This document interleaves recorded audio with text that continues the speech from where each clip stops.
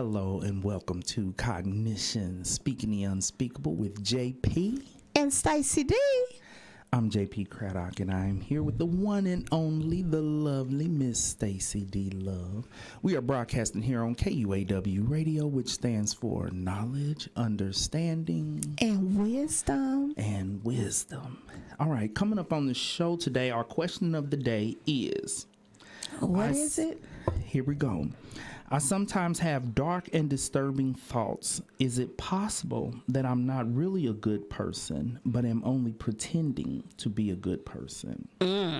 So we got that coming up around the half-hour mark, and I'm going to use this as an opportunity to talk about how this occurs also in postpartum depression. Oh, yes, it does. Yes, when new mothers are experiencing postpartum depression, they will oftentimes have very negative and intrusive Turn your ringer off, please. You know what? Because, he was on me last week. D, you don't have your ringer off. And I just heard something go, And I was going to get on you today. On the way here, I was like, I need to remember to tell the D to turn off her ringer because she act like we ain't doing a radio show. I can't believe and that. We've been doing this for almost... That wasn't nothing but the devil that just... 2 years. That little chirp.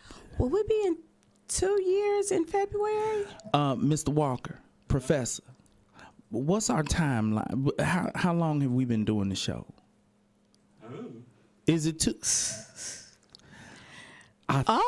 Guess what? The clock is right. All right, Mr. Walker been on it, boy. Was the clock wrong last week? Yes, it was. Oh, okay. So I think it's 2 years. I'm gonna have to figure. I think it's about 2 years. 2 years this year. Okay, so we're gonna get to that question of the day around the half-hour mark. But before we get to that, let's get to our check-in. D, what's your check-in? What's been going on in the world of the D? No check. I'm just trying to stay healthy. Everybody's sick. Everybody's sick.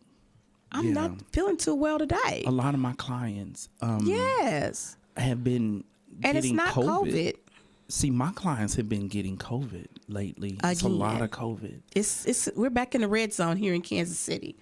Yeah. I reckon. So I'm trying to avoid that mess. Okay, here's my check-in. Yeah, yesterday, with my clients, I always give them assignments and challenge them and require them to go head on into their fears as a way of overcoming phobias and anxiety. Exactly. Okay? And so yesterday I had to practice what I preach. Now, I'm generally not a very anxious person, but I do have some anxiety. We've talked about this on the show before in the area of dental procedures because I had some trauma. Yes, you have. But you said you liked your dentist now. I've been going to Nadine's new dentist, but this is what happened. Okay, for those of you listeners and viewers out there, I have some dental trauma, okay? Because back in undergrad, when you broke in undergrad, you don't have insurance. I didn't have any insurance. And so I needed a tooth pulled, and I went to the bootleg dentist across the street from the dorm. You know, the one where you show up with a jar. $25. You show up with a jar of change, quarters and nickels, and throw it on the counter. And they ask, how much you got? I think it might be $30 in there. All right, come on back. And so... Worse than the ones that's in jail. The bootleg dentist pulled one of my back teeth without properly numbing me. He kept giving me the injection, but he was injecting in the wrong place, and he only got paid $30. Hell, you don't use $30 worth of numbing medicine. you don't win all that you could get. What you thought you was gonna get? I thought I was gonna get proper dental care. I gave him all my quarters and nickels. I could have ate off of that for like 4 or 5 days. That is true. With them noodles. He took my jar of change, and so when he would pull, I would scream. So he pulled and I would screaming bloody murder, okay? And finally he got sick of me screaming, so he just kept pulling until he pulled the tooth. And then after he pulled it, I could feel the numbing medication slowly move down my jawline. So the pain ended at that point, but I was still in pain while he pulled my tooth. And so ever since then, whenever I have any dental procedure that might be painful, I am fully unconscious. Mm-hmm. Well, you know, I've been going to Nadine's new fancy dentist, okay? They got the nice view and the wall of windows, the TV, the chair and massages and heats and vibrates. They do a whole lot. Oh yeah, they do a lot, Mr. Walker. They do a lot. And so when Nadine said, you know, I just get the gas, you know, the laughing gas, and it works pretty well, I be real calm. I said, really? So I listened to my wife. Don't do it. I know she's about to comment. She's going to end up commenting. I listened to my wife and said, you know, I tell my clients to and work with them on overcoming their phobias, their PTSD, all these that are under the umbrella of the anxiety disorders. And so I said, well, I'm going to have to practice what I preach. So I'm going to go ahead and try the laughing gas. Well, this is what happened. There were complications. There were complications. The first complication, they told me at the beginning, they said, listen, African Americans have more bone density, and it is harder to break your bones to pull your now Some bones from the motherland. Clearly from the motherland. And I was stuck on break my bones. Y'all breaking bones to pull my teeth. Like, I wanted to run up out of there right then. So she warned me, this might be difficult. Well, it ended up being more difficult than what even her and the dental hygienist was prepared for. I was there for 2.5 hours. They took a break in the middle of the procedure, like a 10-minute break that felt like 30 minutes. They could not get the damn tooth out. Okay. Are these back teeth again? It was a wisdom tooth. Why you just didn't go to an oral surgeon? Because I've been using oral surgeons since the 80s, since that trauma, but I decided to walk into you was my just being phobia. a fool. No, you weren't walking into nothing. You just being a fool. Listen, if you get your wisdom teeth taken out, go to an oral surgeon where they put you down, take the uppers and the bottoms, pat you up, tell you don't spit, and threw you on out the door, okay? Do not listen to you guys. Y'all know JP, my dog. Don't listen to JP on this. Go to an oral surgeon. Period. Oh, I'm in total agreement because my other 3 wisdom tooth were pulled with an oral surgeon. I've been using oral surgeons. Do all of them at one time? I've been using oral surgeons since the bootleg dentist in college. But I was trying to give the laughing gas a chance. Nah, don't give no gas. I was at a fancy new dental practice. And guess what happened? It was so awful. It was so bad. And I'd rather pay the extra money and do the oral surgery. But it was about me giving the laughing gas a chance. No. Trying to overcome my fear of not having to be totally unconscious. And then I was you forget bleeding. that your wife is not all the way from the motherland. She only got a quarter of motherland in her. She's 50% motherland. Okay, go ahead. Let me see. She comment on anything yet? That is Did she ever comment? Okay. You gonna make her call in on that one. You know she only a quarter motherland, so you know the laughing gas, her bone density is not like ours. Oh my okay? God. The other complication is I was bleeding so profusely that they asked me if I was on blood thinners. Well, you know you have the fallout syndrome. I don't know if that's connected to this. It's dealing with your blood pressure, though. Remember, low blood pressure. I do have low blood pressure. I was so this is what I did. This is what I did while I was in there. Because at this point, it's a full crisis situation. How'd you know? Okay, first, let me explain these interventions for those of you who are listening who deal with anxiety. Okay.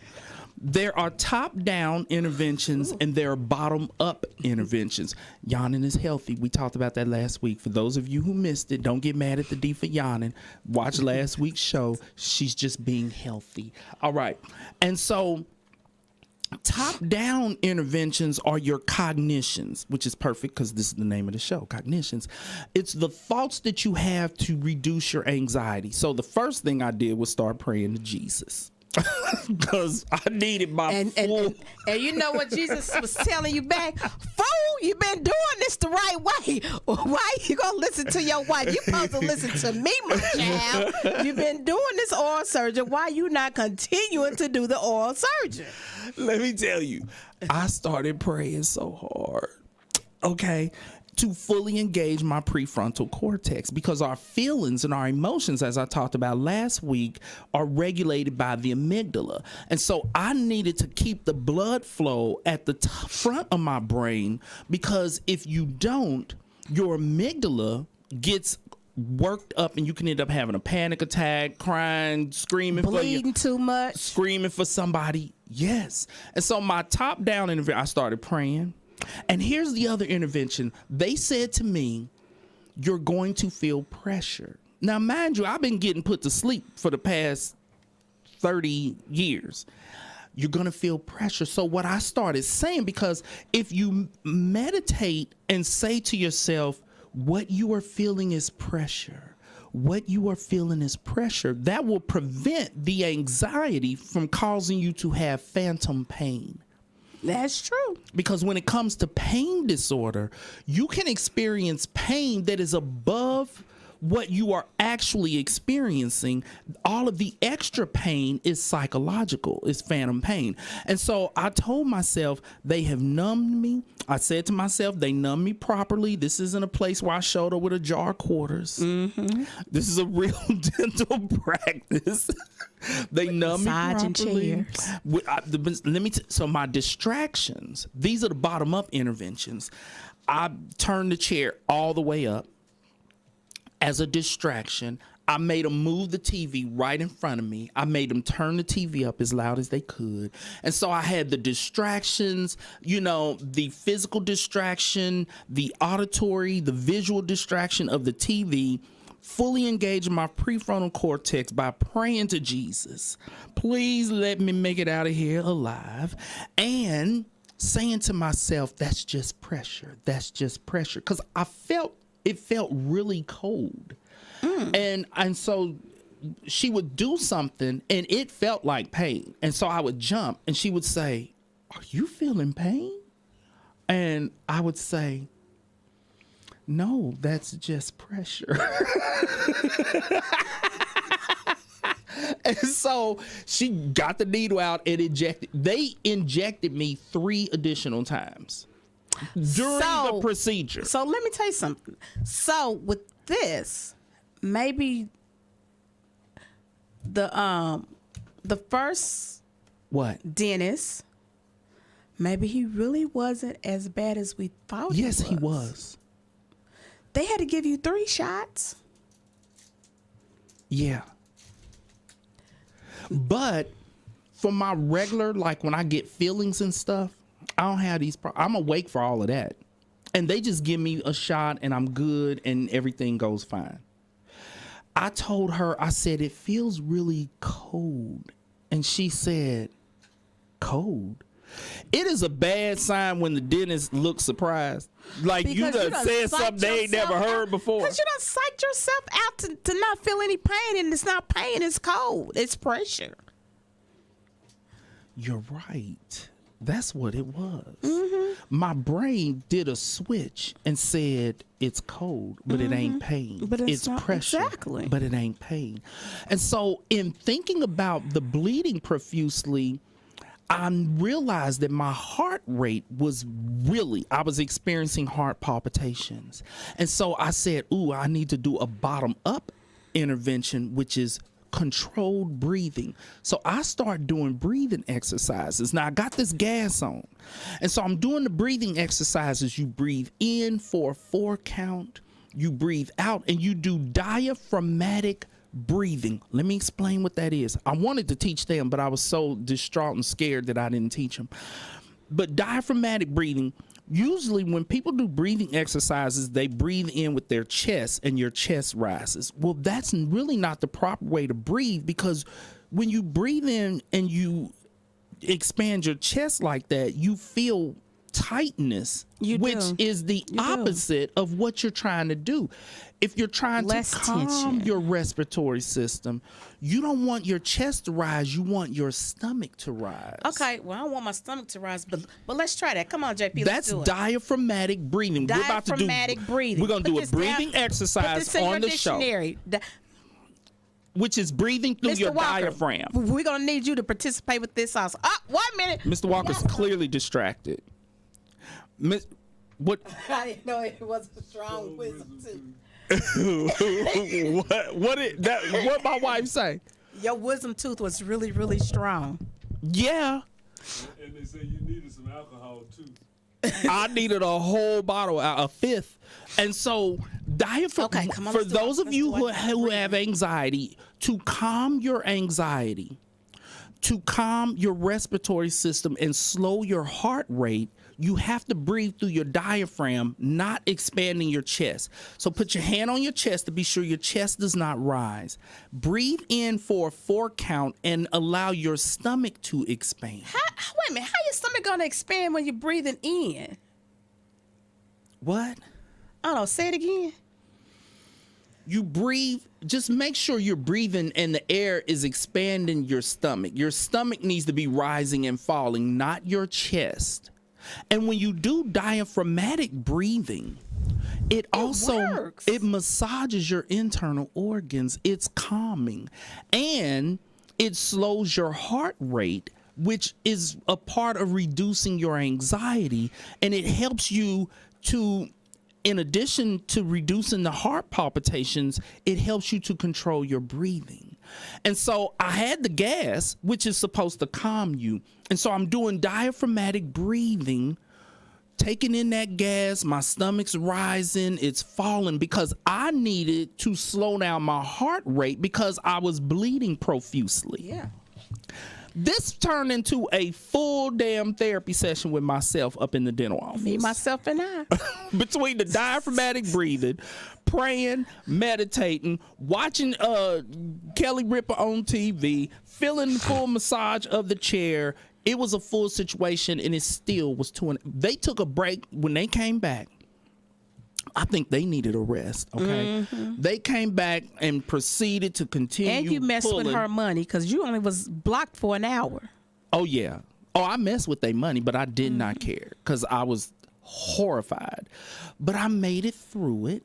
And the cognitive interventions and the behavioral interventions, the breathing exercises really did help, because before I started, I was going to ask them, how can we figure out a way for me to get out of here today?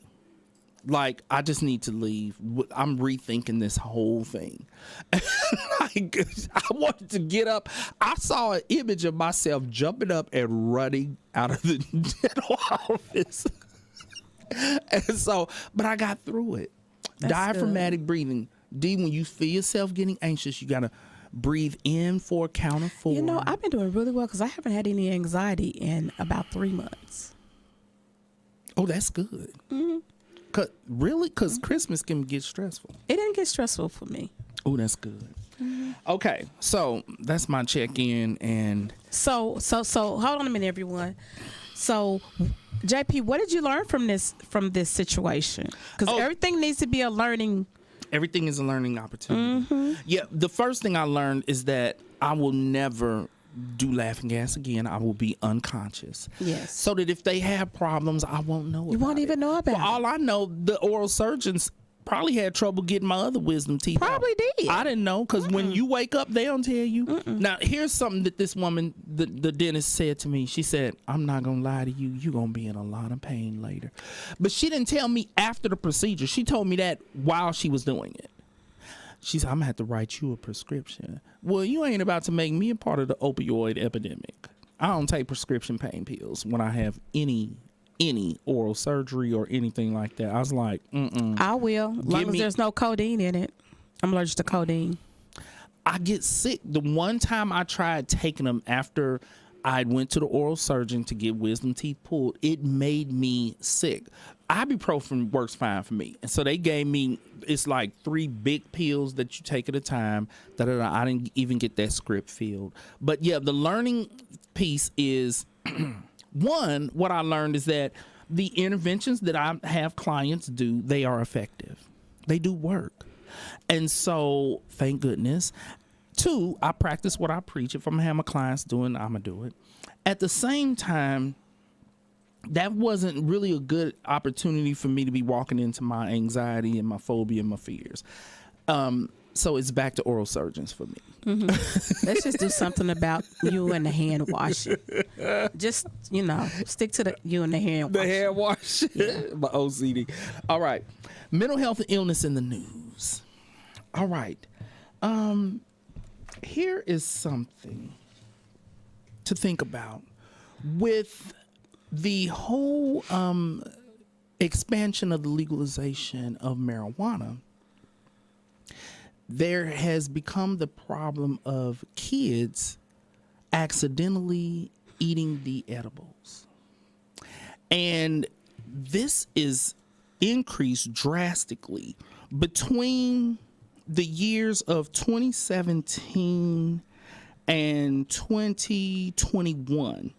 They haven't done the most recent. The last research they did on this was 2021. But according to the research, the increase in kids accidentally eating edibles is up over 100%. Oh, I believe it. Scratch that. It's up 1,300%. I believe it because I know 2 instances on my own. 2. Of kids eating the 2. edibles. Yes. Here's where the problem comes in. The problem comes in with the packaging because the edibles are packaged in ways that is appealing aesthetically to kids. It looks like candy to them. They're like, they look just like my gummy bears, or those look just like my cookies. And so on the news, they were saying that the solution is for the marijuana companies to change their packaging and use drab packaging. The problem with that is that goes against everything that is taught in marketing classes. Everything. They are not going to use drab packaging. It's your eyes. Yes. And so I don't want, for those of you parents out there who love to get high, y'all high right now, okay? Okay. Chewing on a gummy right now during the show. I do want to say something. I myself do not indulge. You ain't been high. No, I haven't. But I love those Snicker ice cream bars. And all y'all know about my daughter who won't never move out in 33 years old. Would you stop now? You gonna hurt her feelings. We talked about this, D. No. And you don't really want her to move out. I really don't, but no. Right. Okay, so anyway, she actually bought some ice cream bars. With weed in them? Yes. CBD Really? or whatever, yes. And so me and my granddaughter. Oh no. Oh no. Not the baby. Because she likes, she doesn't eat candy or cookies or nothing like that. But she has picked up my love for Snicker ice cream bars or those strawberry shortcake things. Old school strawberry shortcakes. Yeah.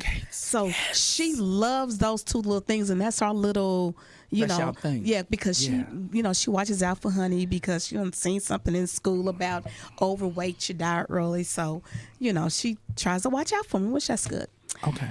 So she and we shared an ice cream. Oh my Lord. And we both just went to sleep. So y'all didn't know though? No. I thought it was a regular Snicker ice cream bar. And it really did taste good too. You've gotten high for the first time. I got high for the first time and went straight to sleep. And she did too. And she did too. We was up in bed, both of us. I knew that. Out. I knew because she had us watching The Bang Theory. Big Bang. Okay, so the guy. I don't watch it. I love Big Bang Theory. Okay. But now she watches when he was a little boy. Oh yeah, young Sheldon. And we was cracking You was wondering why y'all was laughing so I hard. was like, Lisa, Why is I this was so like, funny? granddaughter, this is so funny. She's like, I know, honey. We just. Oh my God. I was. Y'all are so was funny. tripping. This is hilarious. And then we just fell over to sleep. And then Y'all was high. we was high as hell. But it was, Young Sheldon was funny as hell. I ain't lying. Oh my God. I wish I could have seen you and your grandbaby in the bed cracking up laughing. Rolling. I was like, Lord, do I need to go get some pins? And she's like, honey, not now. You too young. We're not supposed to be doing that right now. And we just busted out laughing again. Oh my God. Cause we were That is so funny. rolling. We was like laughing so hard. You know how you laugh so hard and your chest started hurting? Yes. Oh my God. Yeah. Y'all was good and high. We was good and high. Wow. And- Well, here's the thing. For high parents, don't wait for these companies to change their packaging. What my suggestion is when you buy your goodies, you repackage them. Put your goodies in a baggie or a repack. Put them in something and put them away from the kids, because if the That's kids it. see it, The they're gonna same way you do your gun, it is just as dangerous as a gun. Yeah.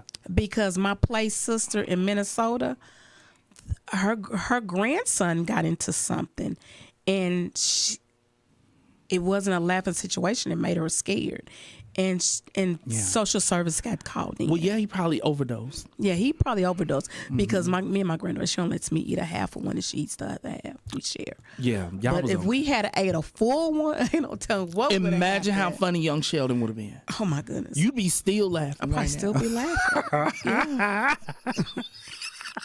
And then I did get on my daughter about that. I'm like, you need to put that downstairs in the downstairs freezer Yes. and not up here in the regular freezer. I really got on her about that because that's what it was. It was about, and not to me, I didn't know where it was. I mean, it was And like tell her in to the individual. put it in something Yep, yeah, maybe put it in another Ziploc bag and put it downstairs. so that you know. But if she would at least, yawning is healthy, y'all. Yawning is healthy.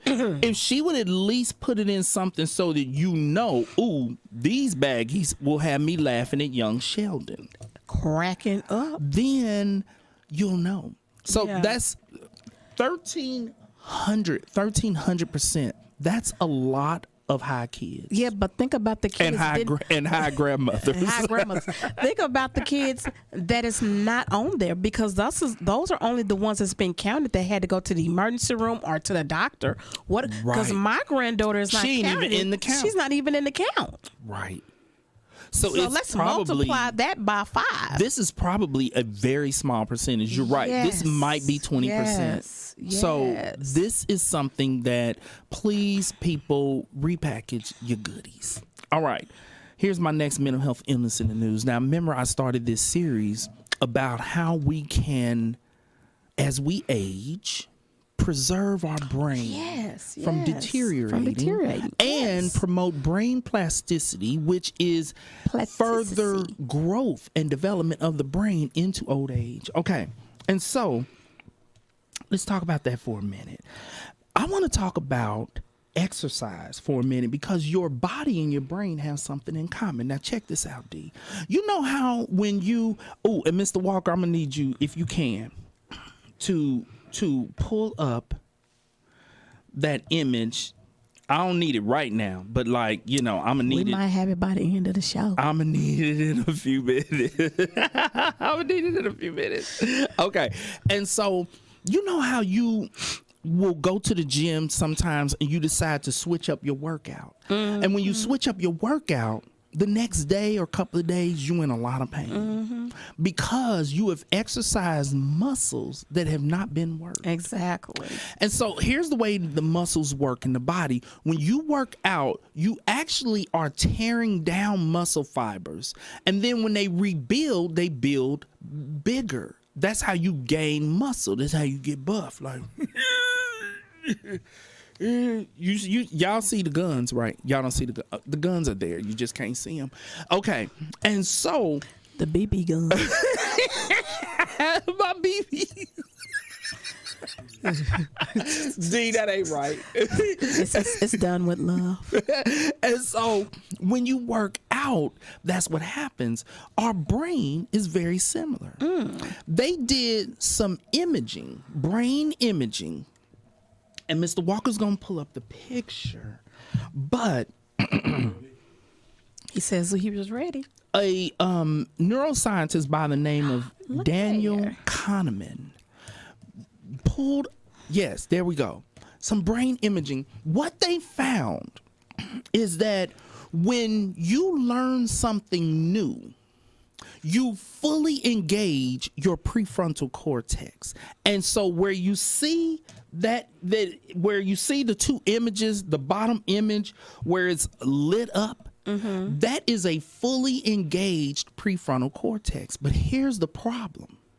After you have learned something and you habituate it, it becomes a habit, you're able to do it and it does not engage your prefrontal cortex. You're basically doing it on autopilot. And here's a good example. Driving home. Yes, D. Oh, D, you knew.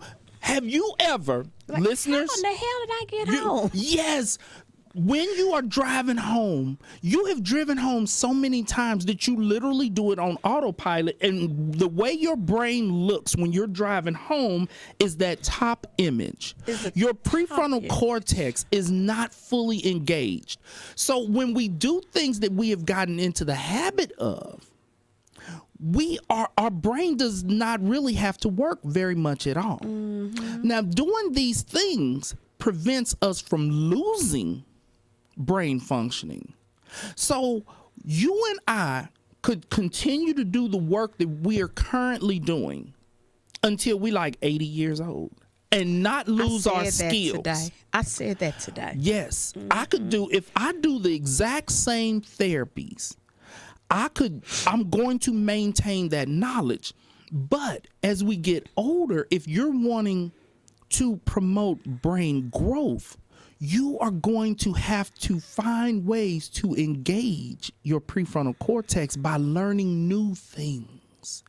And so therapists are required to do continuing education, but a lot of times therapists will get lazy, and for their continuing ed, they'll go to workshops teaching crap that they already know. And so they sitting there not paying attention, prefrontal cortex totally looking like that picture, okay, not engaged. But me, I like to learn new therapies. I'm always researching, as I do on the show. You know, I'll bring in the research. I got books on my nightstand by the bed. I got audios to keep our brain working, because that autopilot, even I have driven home sometimes and told myself, oh, I need to stop by the store and get such and such and such. But I'm on autopilot so much that I look up, I'm at home, and I didn't go to the store. Now there's to the driveway. Right. Now this neuroscientist was presenting a positive aspect of that, and I'm gonna present that, okay? Because he wasn't talking about what I'm talking about. I'm talking about us getting older and our elderly family members, how to keep their brains alive. But what he was saying is that this is a positive thing with teaching kids how to read, because reading vocabulary and comprehension are two totally different things. Totally two things. So you have to first help kids to develop the vocabulary so that they can get to a point where they can read words, they know their sight words, they know how to figure out words, because you don't want their brain having to work hard on the words. You need their brain to work hard on the comprehension. And that's what my problem is. I can read and read and read, and they say, okay, now tell us, I don't know, wasn't you listening? No, that's your ADHD. That'd be my ADHD? Yeah, but that's you struggling to stay focused on what you're reading. That's that's a totally separate that's cause. Been a problem ever since I was a kid. So it's always been ADHD. Yeah, what you have to do is read a section and then you stop, because everybody can experience that. I can read 3 pages and be like, oh crap, I spaced off, and have to back up and read them again. Now, do you know what? If I'm very audio. If I hear it, So an audio book, okay. I will remember. I can retain. But back when we were in school, there were no Hell audio no. books. I was literally, it actually isn't just an ADHD thing. Anytime you're reading something that is a little boring, you can space off. But you're able to space off because you have habituated vocabulary to the point that your brain is not engaged. Your prefrontal cortex is not engaged. You're on autopilot. I'm on autopilot.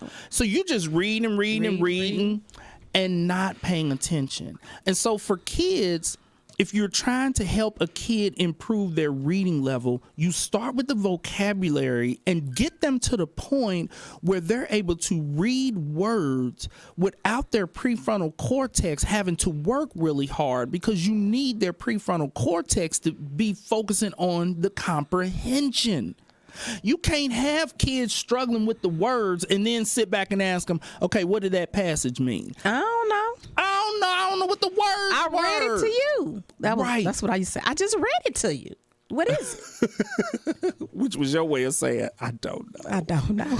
And so, as we get older, I was talking about this last week with ourselves and our elderly loved ones. You want them to watch the news, but they have to engage in conversations about what they watch on the news, because conversations promotes brain growth and development and keeps, in this image, keeps everything. So let's go back and clarify something, JP. Okay. So we have these grandparents that's looking at the come on, Mr. Walker, you too, that be watching the westerns. You still watch the western, Mr. Walker? Do you do too? I do too. So if they just talking at the TV, why in the hell did you go there? Lay down. That's not what JP's talking about. That is not what I'm talking about. That is not learning something new. Girl, run. Yeah, no. That's not what JP's talking about, okay? No. What I'm saying, for your grandparents, for anybody who's older, and I guess us too, you want to, yes, continue to do the things that you have habituated that no longer are lighting up on the imaging, if your brain was under imaging scans, to hold on to the knowledge you have. But new knowledge is things that you need to be learning, watching the news, having conversations and debates about the news. And debates on current events. You need to be listening to audio books. You need to be reading books. Like, you need to be challenging your brain to absorb new information in the same manner that when you go to the gym, you challenge your body by breaking down different muscle groups. Because if you go and do the same exercise over and over again for months, you're not gonna lose any. Same as when you drive home. But you need to take the approach that we take when we're driving somewhere new and we're using navigation and we're looking around. And we're looking around. We're looking at the street signs. We're questioning navigation. Wait a minute. I know this place is in Missouri. Why is navigation telling me to go west? I need to be going east. See, our brain, our prefrontal cortex is fully engaged. Big difference between that and driving home on autopilot.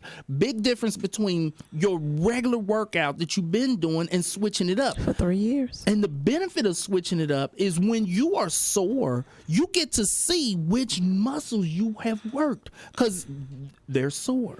And you can also tell what doesn't the toilet stool or nothing. Yes, it's a good thing. Those hamstrings. Because sometimes I have switched up a routine and went to the gym and was not sore in the places that I should have been sore, and it let me know it wasn't working. It didn't work. So I need to come up with another plan. So our body and our brain have something in common. All right, let's get to the question of the day. All right. I sometimes have dark and disturbing thoughts. Is it possible that I'm not really a good person, but am only pretending to be a good person? This is not uncommon, but it is very disturbing to people. And over the years, I have had clients who have experienced horrible things that they were imagining. I'm going to start, before I get to this person, I want to talk about postpartum depression. Sometimes women will come in for therapy frantic because they're like, I keep having images of dropping the baby, drowning the baby. Like sometimes they have images of them accidentally harming the baby, and some people have images of them actually doing it. What I explain to them, postpartum depression can become severe enough to the point where you experience psychosis. Because depression and bipolar disorder can reach a level of psychosis. And so when they are having those disturbing images that are essentially like hallucinations, their depression, postpartum depression, has reached that level of severity. Now, what I say to them to calm them is that the people who are freaking out behind this are not really the ones at risk of harming their kids. Because you wouldn't be freaking out if you were actually going to harm your kids. It's the ones who aren't disturbed by it who oftentimes end up harming their kids. Okay. So that's something. Well, that makes sense. Yeah, that's something to think about when it comes to the postpartum depression. Now, for people in general who experience this, here's what I want you to think about. When you start getting negative thoughts that are disturbing, you want to remind yourself that how you actually live your life is the evidence that speaks to who you truly are as a person.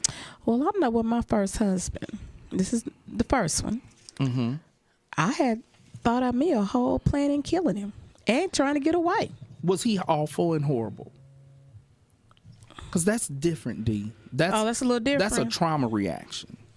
And that was I'm glad you brought this up. That was a natural defense mechanism because our brain wants to protect us from harm. That's right. And if he was harming you psychologically, emotionally, physically, as a defense mechanism, you want it out. And because the D is who the D is, for you, a whole plan. For you, that surfaced as, how could I kill this fool?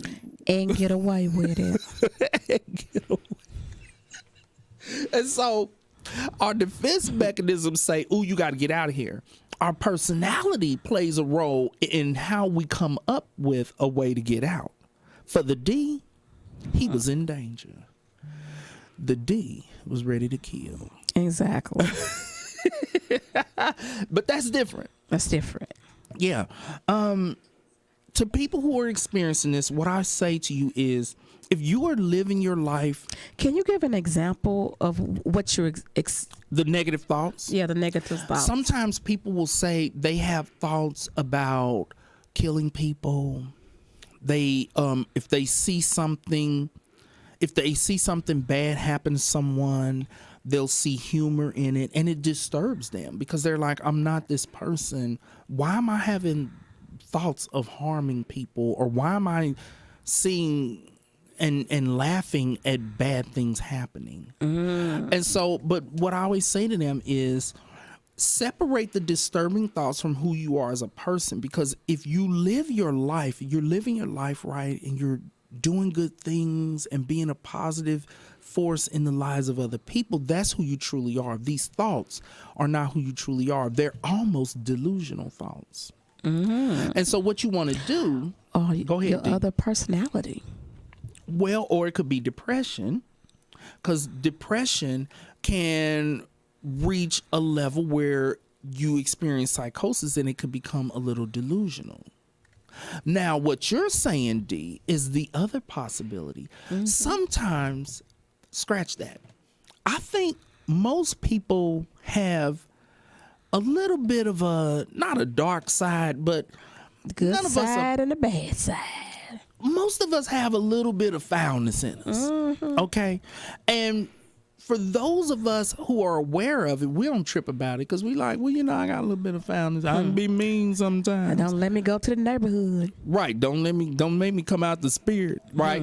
And so those people aren't disturbed by it, and it doesn't happen as much because they have accepted their own imperfection. Exactly. But some other people who put themselves on this pedestal and cannot fathom that they are human and imperfect and susceptible to having negative thoughts actually exacerbate it and increase the thoughts because they are alarmed by them. And that's what you want to allow yourself to be human and to be imperfect, and to remind yourself that these negative thoughts are not who you are, because you're not living them. You're not acting on them. The big thing is you're not acting on it. Yes. And remind yourself, proof that you are not this dark person is the fact that you are disturbed by it. Because the fear is that they're a sociopath. That's what they're worried about. But here's the thing. What separates you from a sociopath, they are not disturbed by their negative thoughts. They try to figure out how to carry them out. Listen, at all. A sociopath is like, how can I actually kill these kids? Because I should not have had these heathens, and I have got to get rid of them. We're going to drive into the river. Which has happened. Several times. Yes. And so... And they are not getting off of it either. They're not getting off. Right. They're going to jail. Right. And so think about... Or I'm going to burn my house down and I'm going to run out. With the kids in it. But I'm going to run out and save myself. Yes. And a sociopath, they find joy and pleasure in these thoughts. They don't categorize these thoughts as disturbing and intrusive. They're like, I got an idea. These thoughts for them are a good idea.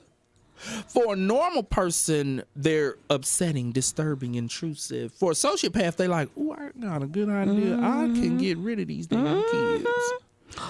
And don't I have insurance on them? So, if that's not you, you don't need to be frantic. Oh my God, I'm turning into a horrible person. And da-da-da. No, that's not the case. But you do need to get assessed to see if you're experiencing some depression that may be causing these problems. Another possible diagnosis is OCD, because obsessive compulsive disorder, you don't have to have the compulsive behavior in order to have OCD. You can just have the obsessions. And that's about a chemical imbalance in the brain that can cause you to have obsessive negative thoughts. So it really might be psychiatric. Don't start looking at yourself like, oh my God, I'm going to hell, I'm a horrible person, da-da-da-da, da-da-da-da. Get assessed and evaluated to figure out what's going on. Get yourself some help. Right. Now, for some people who dedicate their lives to doing big and just like, I'm going to save the world, that can cause a lot of pressure. It is. And sometimes you can crack under that pressure and begin to have disturbing thoughts. And so allow yourself to have some balance in your life. Allow yourself to be human. You're not here to save the whole world. You're not supposed to be perfect. Nobody's perfect.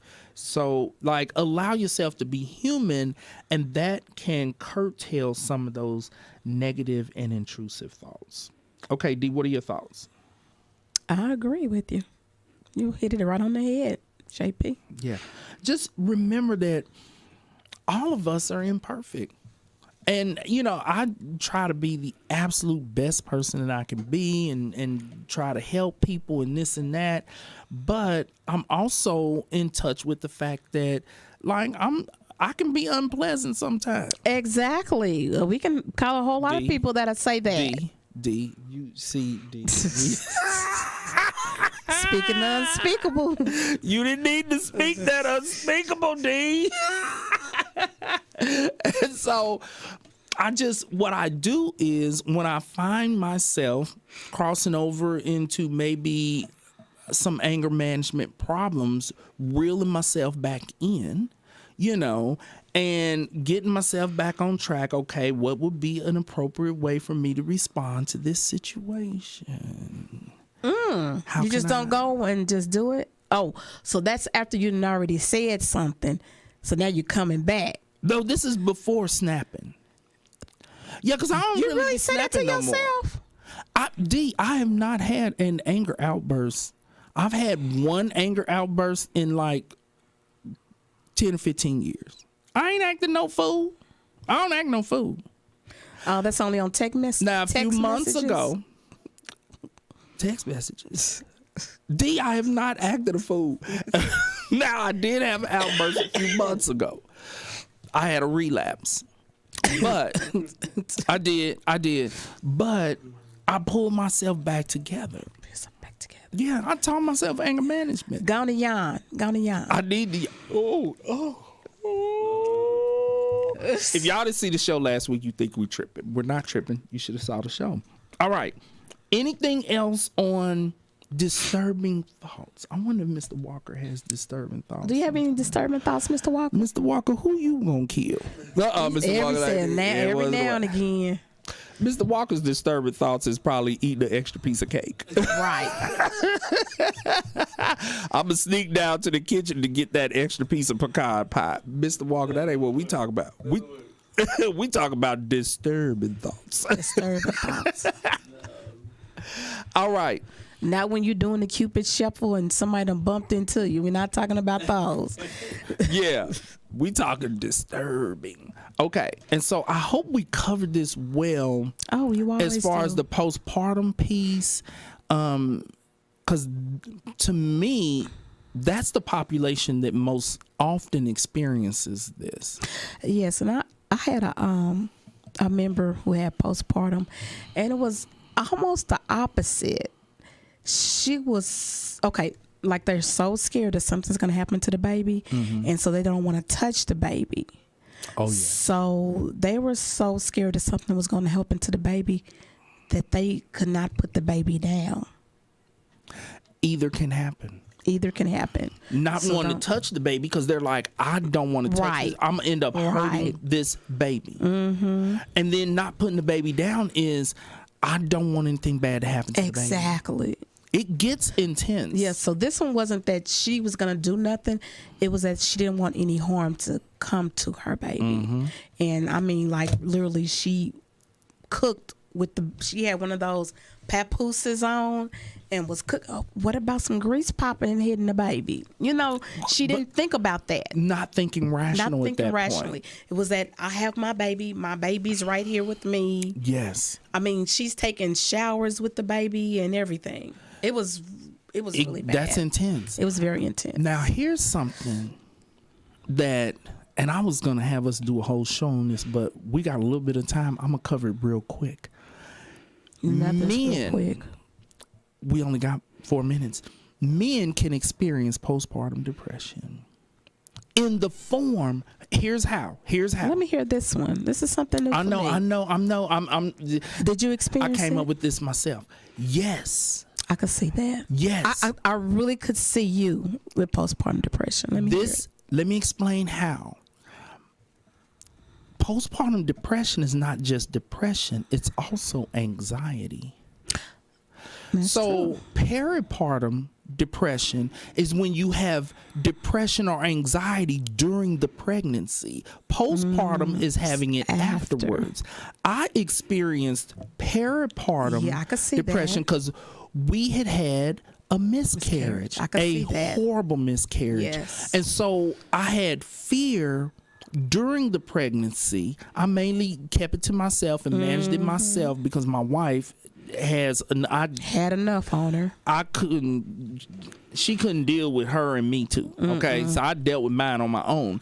But then after having our child, I had the postpartum depression in the form of anxiety, and sometimes I still have it.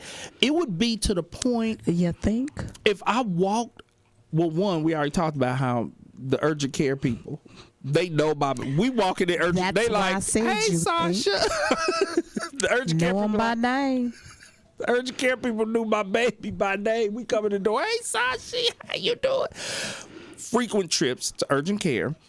But another way that the anxiety presented itself is I would have images of us falling down the stairs or just anything. Even to this day, if we get home and I have to unload the car, I'm really thinking about, okay, I need to shut the garage door because I'm constantly thinking somebody gonna kidnap my baby. From that one thing that we covered. We covered that, remember? Which one? About the garage and the baby. Yes. Mm-hmm. But I was already struggling with this. Like, okay, let me close the garage door. You know, don't leave the baby because somebody will run up in the garage and steal her. All of that. Guess what? What? We're gonna make up a new hell now. Dang. I was too young. Okay, I was kicking it. You was kicking it. But guess what? What? We finna invent a new word. I invented this.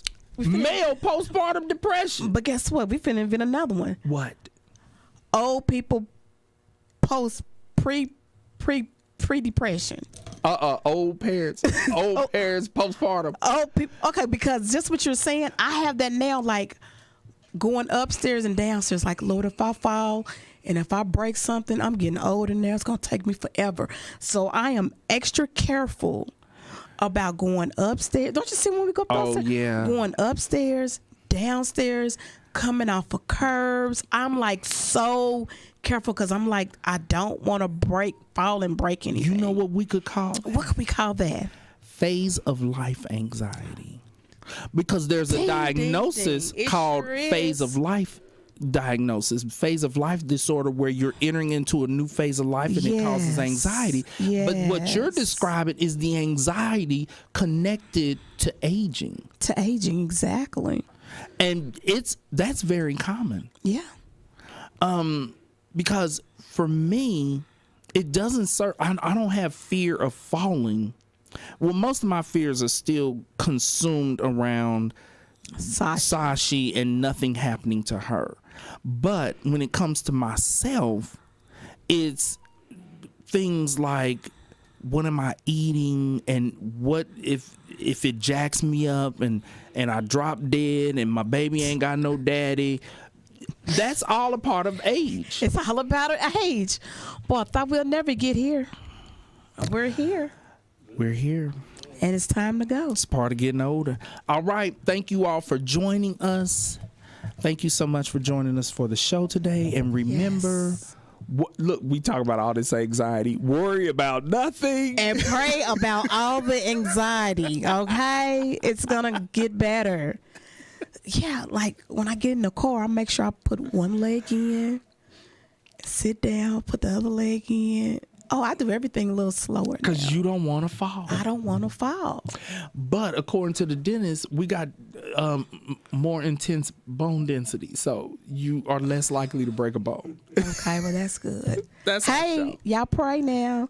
Bye now. All right.